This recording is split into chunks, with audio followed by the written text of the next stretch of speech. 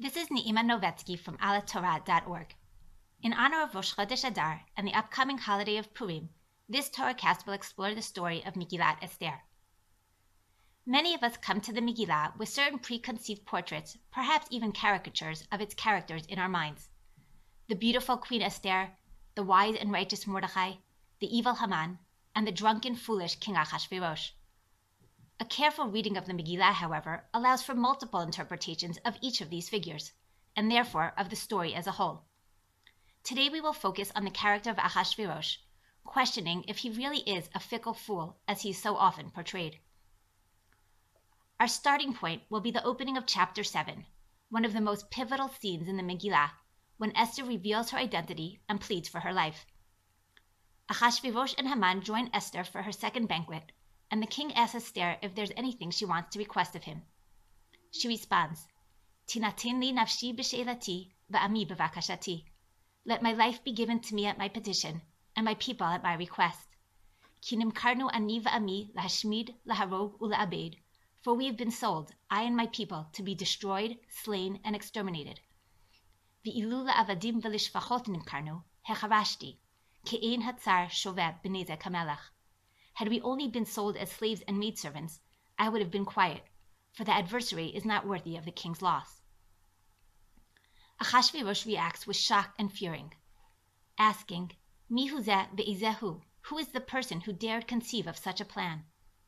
When Esther points to Haman, the king leaves the room in a rage, returns to find Haman begging for his life on Esther's couch, and orders Haman's hanging.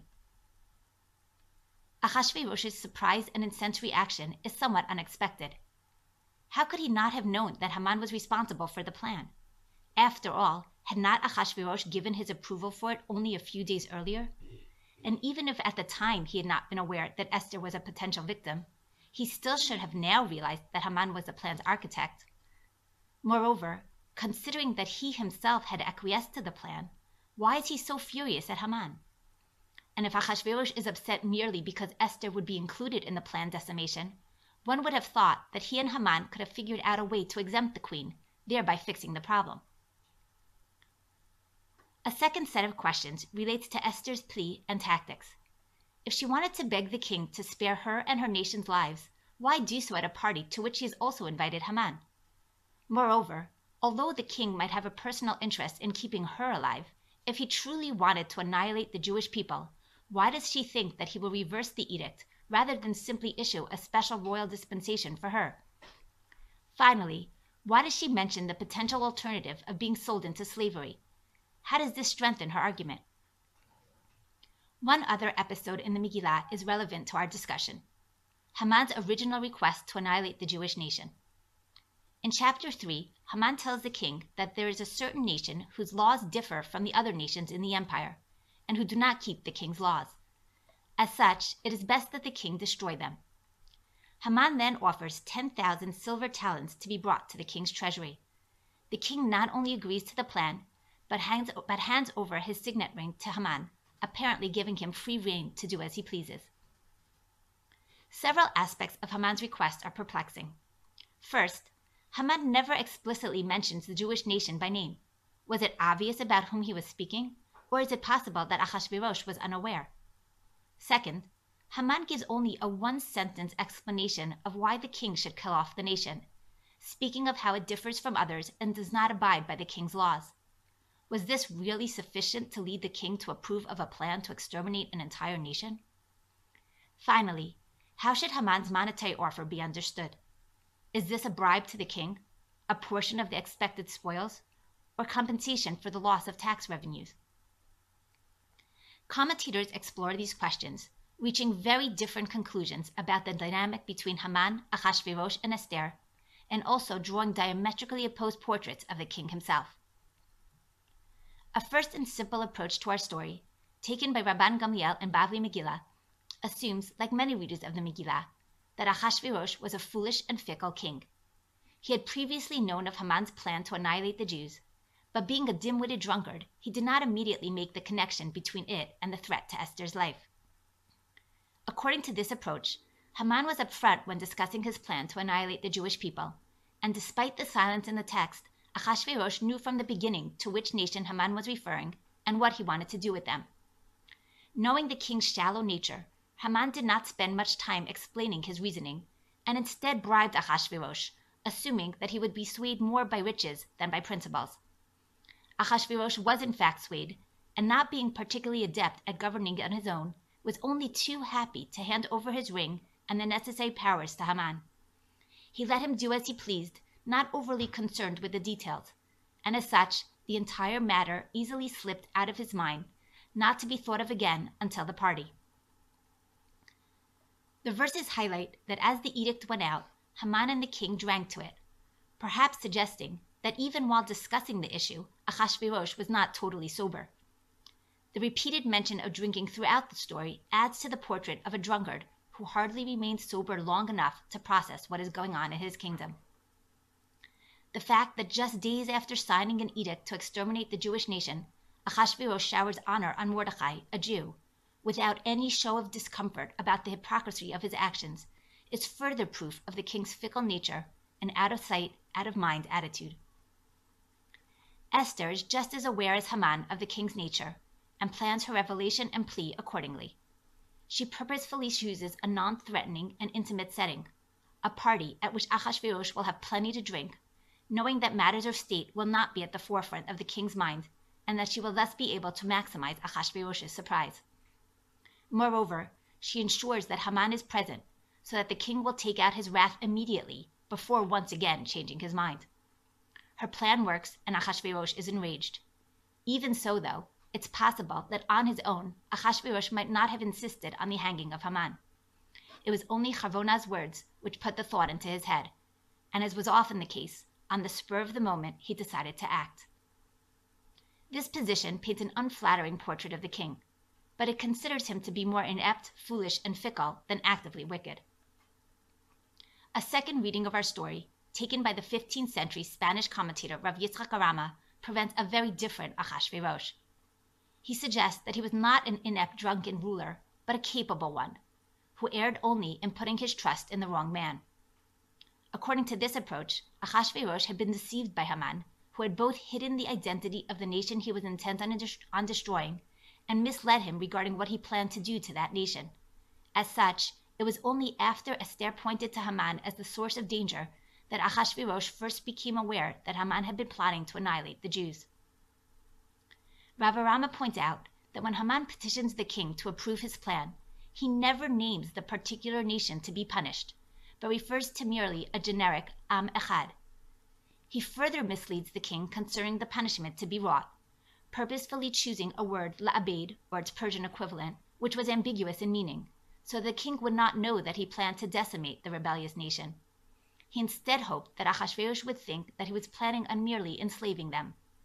Only in the official letters to the various states did Haman disambiguate, adding lahashmid, laharog, ula'abed, that he planned to destroy and kill. According to this reading, when Haman speaks of placing 10,000 silver talents in the treasury, he might be referring to the profits from the sales of the people as slaves. Achashverosh, trusting his right-hand man, did not ask any questions, and simply gave him his rubber stamp without being aware that it was the Jewish people Haman sought to harm. This was not a sign of incompetence, but rather a necessity when ruling an empire. One sometimes has no choice but to delegate responsibility and trust one's advisors. The king and Haman then drink to sign the deal. Again, this is not evidence of insobriety, but rather merely standard procedure when signing an agreement. Why, though, wasn't Haman simply upfront? This approach would respond that Achashverosh was actually positively disposed to the Jews of his empire, as proven by his honoring of Mordechai. As such, he would never have agreed to the plan had he known the identity of the nation. Rav Arama even suggests that Achashverosh knew all along that Esther was Jewish. He simply did not know that Haman's edict referred to Jews. Esther perhaps only hid her identity until becoming queen, but not afterwards. As support for his hypothesis, Rav Arama notes that Esther, when pleading for her life, never explicitly mentions her nationality. In addition, Achashverosh's surprise is not over Esther's identity, but about who could have proposed such a plan. Esther, for her part, is aware not only of Haman's full plan, but also of his deception to the king, and uses this against him. She not only reveals his plan, but tells the king, V'ilu lavadim v'lishvachot nimkarnu hecharashti, to create a rift between Achashverosh and Haman, suggesting that one was in the right and the other wrong. She acts as if she is innocently suggesting that if the only wrong done had been to sell her nation into slavery, as Achashverosh had intended, she would not have troubled the king. But when the stakes are life and death, as per Haman's deception, she can no longer remain silent. According to this approach, it's possible that Achashverosh hangs Haman, since this was the standard punishment for treason against the king, and Haman was deemed as having rebelled since he veered from Achashverosh's desired edict. Rav Arama's Achashverosh, then, is a positive figure who honored the Jewish nation and was innocent of any intent to kill them. Professor Barry Walfish, in his book Esther in Medieval Garb, suggests that Rav Arama, like many medieval Spanish exegetes, went out of his way to defend the king because of the ideal of the gracious king which was so prevalent in certain circles of Spanish Jewry.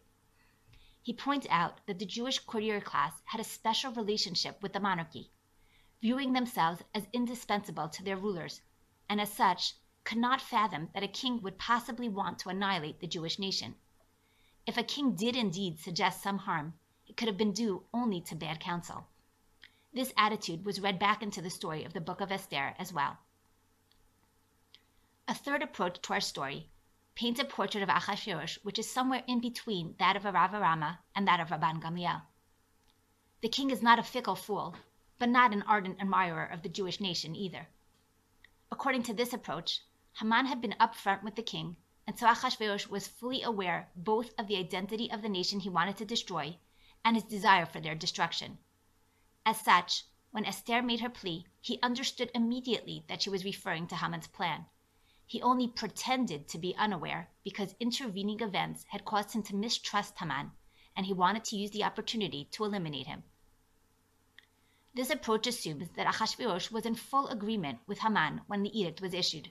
He had no love for the Jews, and when he honored Mordechai, he was likely unaware of his Jewish lineage. Even learning of Esther's Jewish identity would not on its own have made him reverse the edict. Had he so desired, he would have simply exempted her from the destruction. However, the night before the party, Haman had advised the king that the one the king desired to honor be robed in the king's garment and ride on the royal horse. Achashverosh interpreted these words as evidence of Haman's aspirations to become king himself, and began to look for ways to eliminate him. Esther's plea, then, played right into his hands. Achashverosh takes the opportunity to feign shock at her words so that he can use the opportunity to eliminate Haman. Esther, for her part, encourages the king's mistrust of Haman by trying to make Achashverosh jealous of his advisor.